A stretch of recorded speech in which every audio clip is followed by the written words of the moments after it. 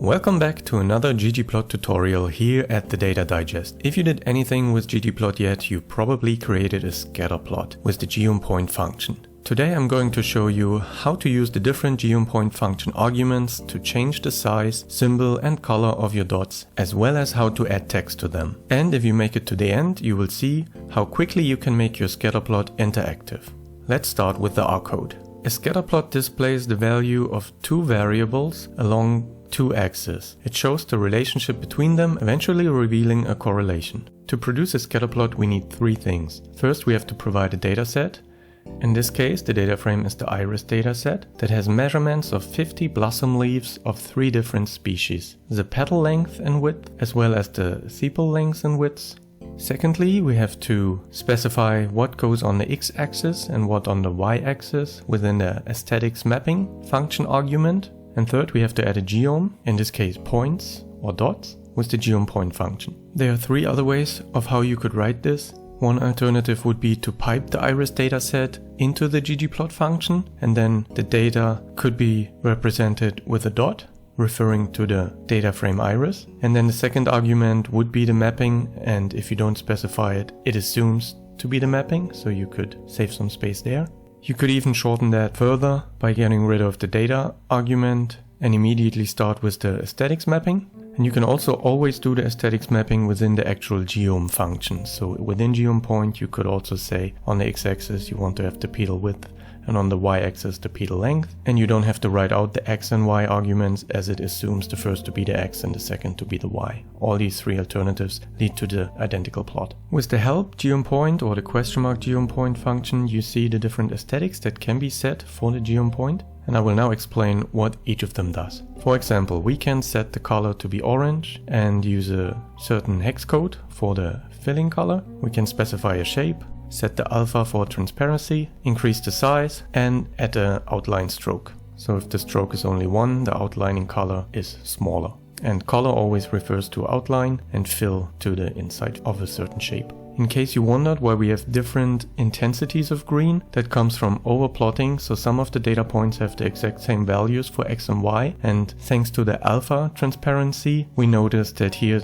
there must be 2 points plotted on top of each other. There are different solutions to overcome overplotting, or at least notice it. One would be to set an alpha to realize different intensities. A second solution would be to use the geom jitter function. So here I plot the exact same thing, but additionally I jitter the data on the x and the y axis. So when we zoom in, we see the original data and that there is a random jitter in the x and y direction. And then there are some cases where alpha lets us know that there's some overplotting happening. And here the jitter reveals that there were actually 2 data points that are now separated more distinctly. Let's talk about shapes next. There are 26 different shapes that you can use within ggplot for geoPoint, and notice that only 21 to 25 actually have a different color inside and outside. So if you specify color for shape 15, the red will be the outline and the inside, but for shapes 21 to 25 you can have a different outline and fill color. We can create a dummy data frame with a shape argument going from 0 to 25 and then plot this within the center and specify the shape to one of these numbers, 7 to 25, use a fill color red, but only to those shapes where it applies, and then use scale shape identity and a facet wrap around all the shapes to put each of them in the center of 26 different squares. If you want to get rid of the x and y axis labels, you can choose the theme void function. So going back to the previous example, we can now specify a certain shape, 5, 10 or 13, and then get different plots with a diamond or different circles filled with crosses. But what you actually want to do is select a different shape for the different species. However, you cannot simply set that within the geoPoint function. If you want to choose the species variable, you have to do that within the aesthetics mapping. There you can say, okay, there's a column that holds 3 different values of species. And you can do this within the ggplot function or within the geoPoint function, but then you have to open the aesthetics mapping again and set shape to species, and the size can be set to 2 outside of the mapping because it's a fixed value. And now you can see that the Setosa species clusters in the bottom right corner of this plot symbolizes as a circle, and you have triangles and squares overlapping here. You can also address the different shapes not by number but by actual name. So you have diamond, diamond filled, diamond open, diamond plus, etc. One last important aspect I want to mention regarding shapes is that R and ggplot set the shapes for you automatically, but only for the first 6 categories. Here I created a letters data frame with 26 different categories, but it will only plot the first 6 and then give you an error message. So it will tell you that the shape palette can deal with a maximum of 6 discrete values, because more than 6 become difficult to discriminate. And so it only picks shapes for the first 6 and leaves the rest empty. Next we talk about coloring. You can map the color to a categorical variable like this. If you use a shape like 21 that can be filled, you can map the fill argument to the species and now have the same color outline but different filling colors. You can also map the color to a continuous variable. Here I use the data frame height weight that comes from the gcookbook library, and it contains 236 observations of teenagers with a certain age, sex, height in inch and weight in pound. And here you can see that with increasing age the height increases and the weight as well, with brighter blue representing heavier weights and darker blue lighter weights. You can always remove the legend within the geonPoint function itself by setting the argument showLegends to false. And as stated before, you can perform the color mapping to the weight column either within the ggplot function or within the geonPoint function itself by using the es function argument. You can also map alpha to a continuous variable, and now you see that with increasing weight the transparency decreases and the lighter weights are more see-through. Here you might consider to use the black and white theme to remove the gray background.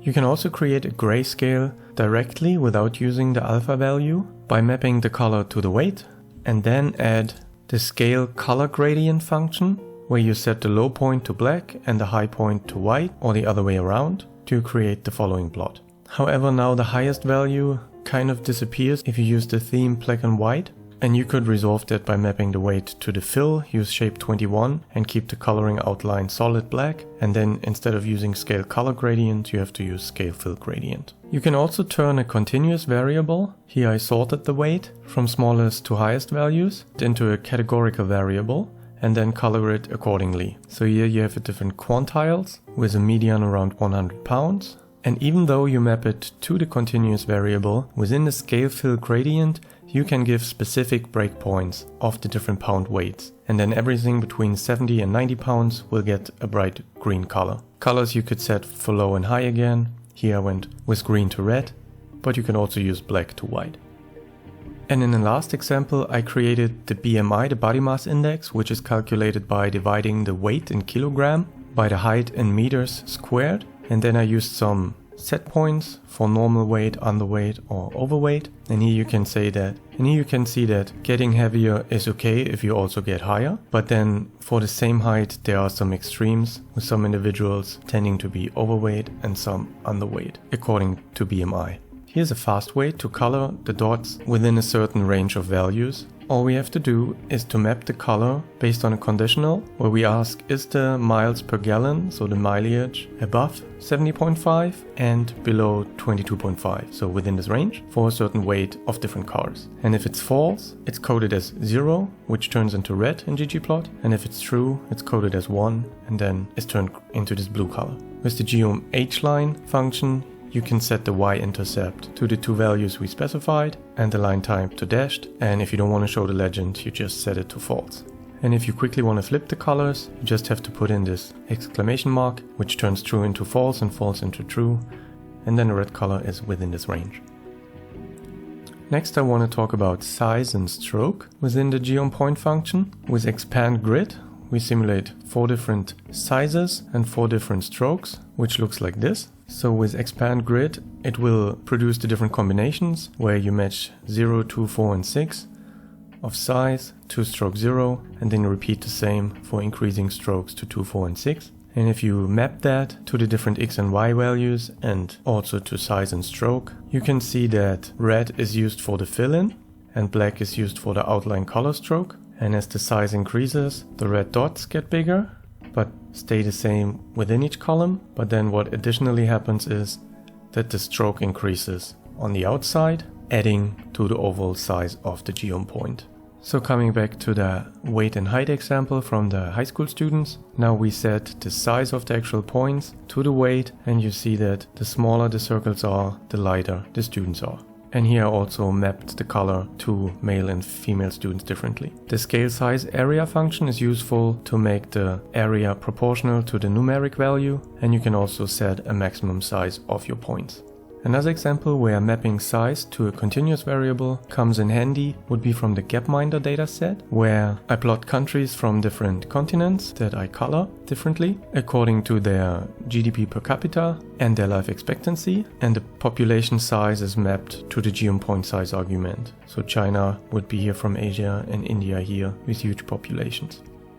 Sometimes it's helpful to add a marginal distribution to the scatter plot. For example, this can show you that the age is a right-skewed distribution and the height is a flattened normal distribution. In the next minutes, I'll go over different examples of density, histograms, box plots, violin, and densigrams, which is a combination of density and histogram. To create marginal distributions, you have to load the ggextra package, and then you have to use the ggmarginal function on an ggplot object that you saved in a variable name. For example, going back to the empty cast dataset, we plotted the weight against the mileage, and you can additionally add the factor information of whether it's an automatic or manual shift. And now within the ggmarginal, the default is density plots, and if you set group color to true, you will get 2 density plots per axis for the different shift options. So now you can see that the manual shift was used for the lighter cars, and the more heavy cars used automatic shift. And additionally, if you set group fill to true, you also get a colorization of the area under the curves. If you do the same on the iris dataset and you color the species, you will get the density charts for the sepal width above the x-axis, where you can see overlap and differences, and with the group fill equals true, the areas will be colorized again. If you use type histogram, you get a histogram. As the summary statistics of the distribution, you can also specify if you want to only show the x-axis or both. If you don't mention margins, you get distribution on both axis, and you can set the bin width to increments of 4, for example. You can also change the color of the marginal distributions. For example, for histogram, if you choose fill equals 4, you get this light blue. You can also use the light blue for the outline and then set the fill to white, and you can use different colors for the x and the y axis. If you choose a histogram, you can also use different colors for the different species, and then the bars will be stacked on top of each other. And the densigram, as mentioned, is a combination of histograms and density plots. Let's next talk about how we can add text to the scatterplot points. Here I plotted the 2007 Gapminder data for countries from South, Middle and North America. The GDP per capita is log transformed with the scale x log 10 function, and on the y-axis we have the life expectancy. But now it would be interesting to know the names of the different countries. If you store this plot in an object like SP and you map the country variable to the function argument label, you get the name of the dot centered in the middle. These are the different variables we have available in the Gapminder dataset: the country, the continent, the year, life expectancy, population and GDP per capita. If you use geom_label instead of geom_text, you get a white background and a framed border around the text. And with horizontal adjustment, you can move the text not centered but to the right of the dot. As always, you can learn about the different functions, geom_text and geom_labels, with the question mark or the help function. And speaking about horizontal or vertical adjustments of the text, with Expand Grid I created another dataset called just, with different variables reaching from -1 to +1 in steps of 0.5. And the data frame also contains a label variable where the individual HJust and VJust values were pasted towards each other. So it looks like this, and you can see a combination of horizontal and vertical adjustments. And if you plot that, you see that if you set it to 0, 0, the text will be right at the point. With negative horizontal values, you move it to the left, with positives to the right, and the same holds true for vertical adjustments. Positive values go up and negative go down. So the bottom left corner would be -1, -1. Then another option for alignments, you can also use characters like left, middle, right, bottom, center, top. And also interestingly, inward or outward. So this is without alignment, this is with inward alignment for horizontal and vertical values, and this is outward alignment, where the text then moves outwards away from each other. You can also use nudge X or nudge Y for horizontal or vertical adjustments to the labels. For example, nudge with 0.1 moves the text to the right by the same margin, and with a smaller nudge value, the text gets closer to the dot. You can also use the check overlap function argument. If you set it to false, this is the result you're familiar with, but if you set it to true, it will check which text overlaps and then removes certain names accordingly. You can also change the angle of the text. For example, 45 degrees will turn the text onto a diagonal, and without nudging or any adjustments it will center again on the dot. Here I used negative angle of minus 45 degrees and I nudged it slightly to the right of the dot. With regards to text, there are different font families you can use with serifs, monospacing or sans serifs, and for the font face you can choose between plain, bold, italic and bold italic. You can also of course color the text by setting the color to, for example, red within the geom_text function, or you can use the fill argument within the geom label to set the background to yellow. You can also map the color to other variables. For example, here the text color is matched to different numbers of cylinders of the empty cars dataset. Cars with 4 cylinders in red, cars with 8 cylinders in blue. And the same works within geom label. Here additionally we set the name of the cars to white with the color function argument, and the background color is now matched to the number of cylinders. The car names are in bold because font face was set this way. You could also map the size of the text to another variable. So for example here, the bigger the population, like for the United States, the bigger the text size, and smaller countries like Haiti have a smaller font size. With the scale size continuous function you can set the range, so according to the population differences the text size will be between 3 and 8, 3 for the smallest countries and 8 for the biggest ones. And the same would work within the context of the geom label or geom_text repel functions, but more about those later. You are of course free to use the geom label in any way you want to make individual annotations. So you can use geom label and use look at this as text for the label and use X and Y as specific values within the plot and then choose a color and a background.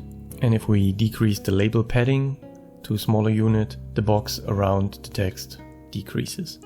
Another interesting thing for labeling is selective labeling. So remember the gapminder data? We stored this plot as an SP object, and now you have to make sure that the aesthetics mapping already happened and it knows that there is a label in the background for the different countries. And now what you can do is within the geom label, you filter the data to values, for example, countries that are only above 50 million population. And then you get the text only for the United States, Mexico and Brazil. If you set it to 10 million, it would include countries like Canada, Cuba, Colombia and Peru. If you load the package ggRepel, you can make use of the geom_text repel and label repel functions, which means that it tries to position the text of each of the dots in a way that it can display as many texts as possible, sometimes even adding little lines to show that Brazil is this dot over here and El Salvador over there. Geom label repel does the same thing, but is now forced to remove some of the text boxes in areas that are overcrowded.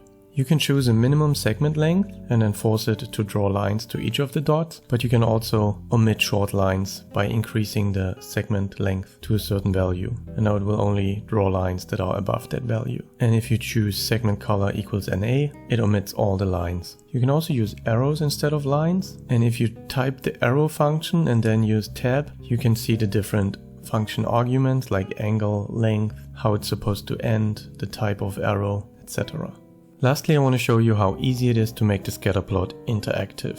To get information of the different dots, when you hover over it, you first have to create a text variable that holds the different information. This you can do with the mutate, where you create a text variable that can hold any text you want, even line breaks with this /n character, and then you paste the actual variable value from the country column, the life expectancy and the GDP per capita, as well as the population, after the different text descriptions you choose. I rounded GDP per capita and life expectancy to 1 digit, and now you see that country, Uruguay, is followed by the population of 34 million with a life expectancy of 76 years and roughly $10,000 per capita GDP. According to this data from 2007, Haiti was the poorest country with the lowest life expectancy, Canada was the country with the highest life expectancy, but the United States was the richest country if you go by GDP per capita. I hope you found this tutorial helpful. You're now more familiar with the different options you have for scatterplots, how you label it, how you make it interactive, and map the color or shape to different variables. I will link to all the websites where I gathered this information from in the description below. I'm looking forward to many more tutorials about data visualization in R in the coming year 2022. I hope you will follow me on this journey and see you next time here at the Data Digest.